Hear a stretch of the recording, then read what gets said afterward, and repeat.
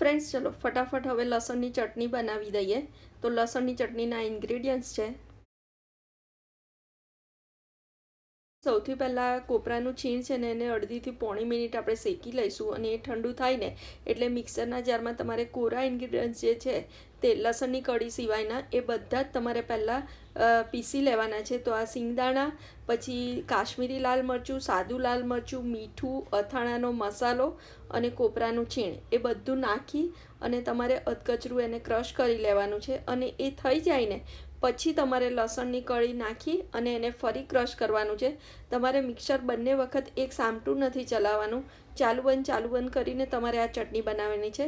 તમે આ રીતે ચટણી બનાવશો ને તો એકદમ છૂટીને સરસ બનશે. અને એમાં સ્પેશિયલી તમે અથાણાનો મસાલો નાખજો, આ ચટણીનો ટેસ્ટ એકદમ સરસ આવે છે.